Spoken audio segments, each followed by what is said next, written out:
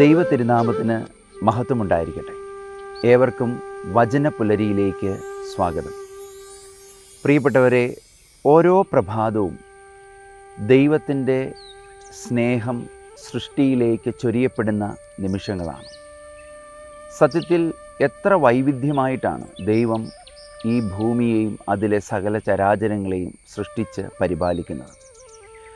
സൃഷ്ടിയുടെ മകുടമായ മനുഷ്യനും മൃഗവും തമ്മിലുള്ള വ്യത്യാസം എന്താണെന്ന് ചോദിച്ചാൽ, നമുക്കറിയാം, ഒരു മൃഗത്തിൻ്റെ ജീവിതചര്യയെ നമ്മളൊന്ന് നോക്കുമ്പോൾ അത് പ്രഭാതത്തിൽ ഉണരുന്നു, ഭക്ഷണം കഴിക്കുന്നു, അതിൻ്റെ ജോലികൾ നിർവഹിക്കുന്നു, അത് വൈകുന്നേരം കിടന്നുറങ്ങുന്നു, കുഞ്ഞുങ്ങൾക്ക് ജന്മം നൽകുന്നു, അതോടൊപ്പം തന്നെ കുഞ്ഞുങ്ങളെ പരിപാലിച്ച് വളർത്തുന്നു.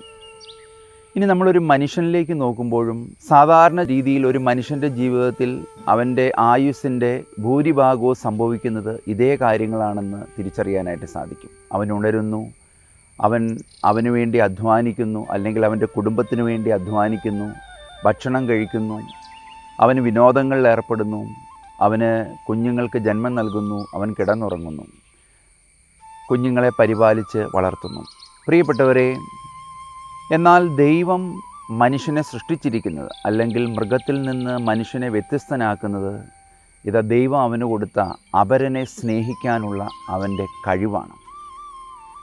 എന്നാൽ ഇന്ന് പലപ്പോഴും നമുക്ക് വേണ്ടി ജീവിക്കുന്നത് കൊണ്ട് ദൈവം നൽകിയ ഈ അനന്തമായ സ്നേഹത്തെ ചുറ്റുപാടുകളിലേക്ക് പകർന്നു കൊടുക്കാൻ സാധിക്കാത്തത് മൂലം ദൈവത്തിൻ്റെ സാന്നിധ്യത്തെയും ദൈവസ്നേഹത്തെയും തിരിച്ചറിയാതെ മരവിച്ചു പോകുന്ന ഒരു സമൂഹത്തെ സൃഷ്ടിക്കുകയാണ് നമ്മൾ പലപ്പോഴും ചെയ്യുന്നത്.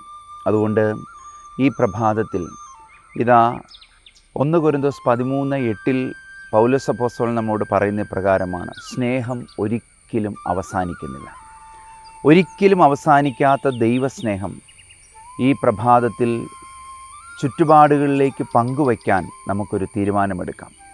എത്രത്തോളം പങ്കുവച്ചാലും തീർന്നു പോകാത്ത ഒരേ ഒരു സംഗതിയേ ഈ ലോകത്തിലുള്ളൂ, അത് ദൈവസ്നേഹമാണ്. പങ്കുവയ്ക്കും തോറും വീണ്ടും ലഭിക്കുന്ന, പങ്കുവയ്ക്കും തോറും വളരുന്ന ഒരു വലിയ അനുഭവമാണ് ദൈവസ്നേഹാനുഭവം.